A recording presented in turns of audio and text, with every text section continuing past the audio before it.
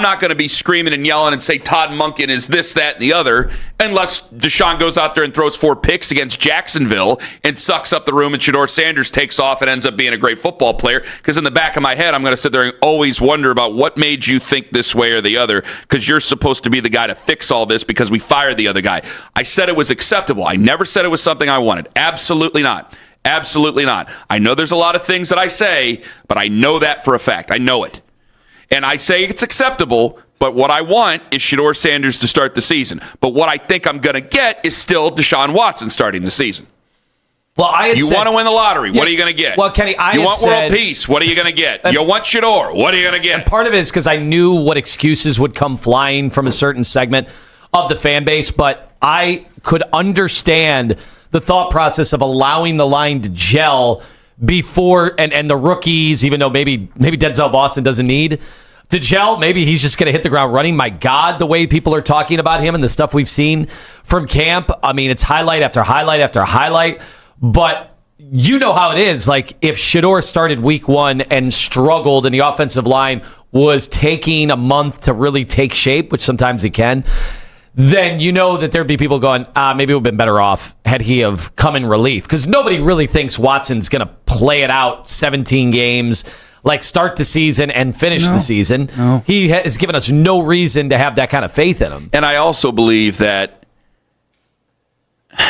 a veteran coach is going to want to go with the veteran. Browns making the right decision by starting Watson in game number 1. Yes, they're making the right decision. Now, I don't think that Deshaun Watson should be the starting quarterback in week 1 of the regular season. I do believe that should be Shedeur Sanders. Here's the thing. Todd Monken clued us in when he made this announcement that both Deshaun and Shedeur are going to have an opportunity to start preseason games this year. Shedeur is going to start week 2 of the preseason against the Buffalo Bills.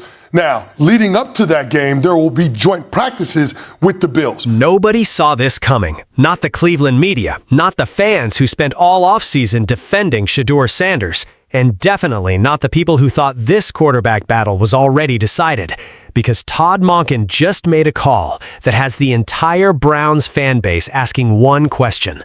Why is Deshaun Watson getting the ball first, not Shedeur, not the guy who started the final 7 games of last season? Watson.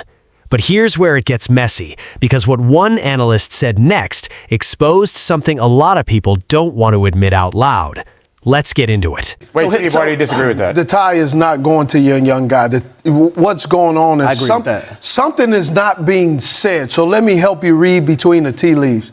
You have a second-year quarterback who's learning a new system. You have your veteran quarterback, Deshaun Watson, who has been around a number of different offenses. The second-year guy, the second-year Shedeur, he's having, it sounds to me, my humble opinion, that he is having a little bit difficulty with the transition, and so you got to give the young guy a little bit more of the mental note, because they are running a John Harbaugh practice. You know that John Harbaugh. Yeah. Two different teams going at the exact same time. It happened fast. No warning, no build-up. Todd Monken pulled both quarterbacks aside after practice, and he told them straight to their face, Deshaun Watson starts the preseason opener in Chicago against the Bears. His first game action since tearing his Achilles back in October of 2024. Shedeur Sanders, he waits. He doesn't play until Game 2, August 22nd, at home against Buffalo. For a rookie who took over the starting job late last season, this stings differently. Because Shedeur wasn't handed anything last year either. He earned it. So why is he waiting now? This is where the debate exploded. One NFL analyst came out and said it plainly. Starting Watson first is the right move for Game 1, but then he dropped a bombshell right after.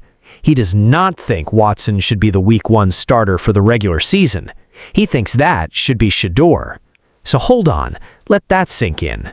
An analyst is telling you Watson should start the preseason opener, but shouldn't be the guy when it actually matters.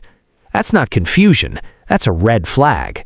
Because if the coaching staff really believed in Shedeur as their guy, why is the veteran getting the spotlight first? Here's where things get uncomfortable. One of the analysts on this panel said something that should stop every Browns fan in their tracks.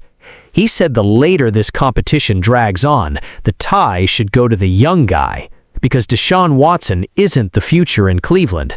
Shedeur Sanders might be. But then he said something even bigger. He said there's something happening behind the scenes that isn't being said out loud. Read between the tea leaves, he said. Translation: something about Shedeur's transition to this new offense might not be as smooth as the front office wants people to believe. That's not gossip. That's a long-time NFL voice telling you, pay attention, because the real story isn't the depth chart. It's what's not being said in the press conference. That's the part that doesn't make sense. Well, Harry, you agree with Steve. Why? Yeah, so number one, when you look at Todd Monken, I think we're losing sight of this. He's a first-year head coach. And recently, how many first-year head coaches have we had not keep the job in year two? So if you have a neck-and-neck race, yes, I'm going to lean on the veteran quarterback that has been there and done it multiple times, although it's been a long time since he's done it. And although he's had back-to-back season-ending injuries. Yes, if I feel more comfortable, because I think that's also an indictment, not just on Deshaun. Now here's where the hypocrisy gets exposed.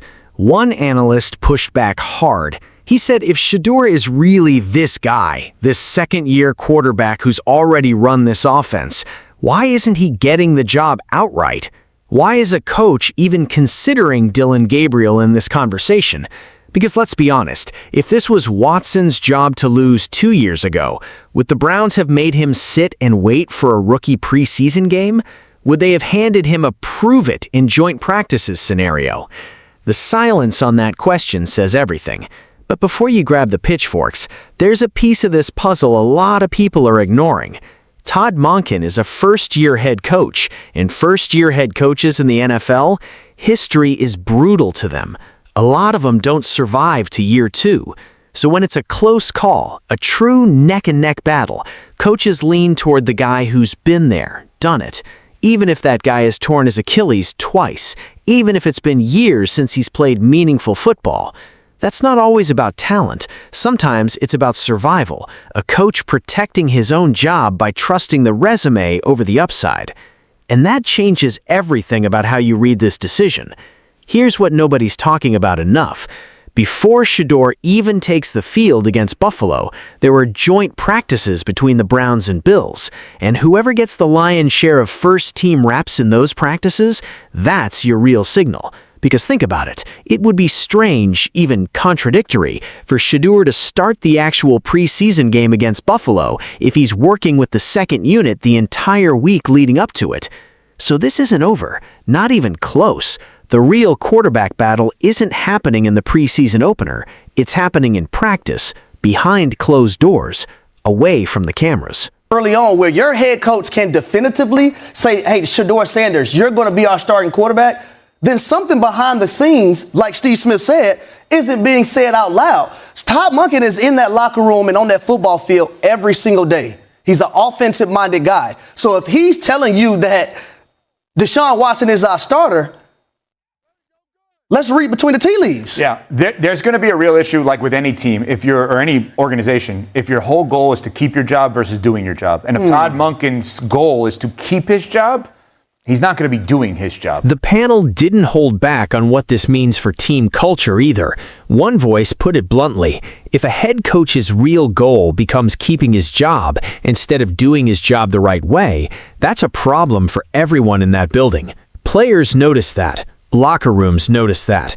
And if Shedeur Sanders senses he's being held back for reasons that have nothing to do with football, that's the kind of thing that changes how a young quarterback trusts his coaching staff. This isn't just about who throws the first preseason pass. This is about whether Cleveland's front office actually believes in the guy they let finish the season under center. So where does that leave us? Deshaun Watson gets the first opportunity, the first spotlight, the first chance to show the coaching staff he's still that guy. Shedeur Sanders gets game 2, and according to the people who watch this team every single day, a real shot to prove he deserves what a lot of fans already believe belongs to him. But the true answer isn't coming from a preseason depth chart announcement. It's coming from those joint practices, from who takes the first team reps when the pads are on and nobody's watching the cameras. That's when we'll know who Todd Monken really trusts. Whether you're Team Shedeur or Team Watson, one thing is impossible to ignore. This competition isn't close because the coaching staff is being cautious. It's close because there's real tension in that quarterback room. Tension that's now spilling out into the national conversation. Every time the Browns try to keep this decision quiet, analysts, fans, and insiders keep finding the cracks. And if Shedeur Sanders keeps proving he belongs, even while waiting his turn, the pressure on Cleveland to finally commit to him is only going to grow. The question isn't just who starts Week 1 anymore. It's whether the Browns are ready to bet their franchise on the future or keep hiding behind the past.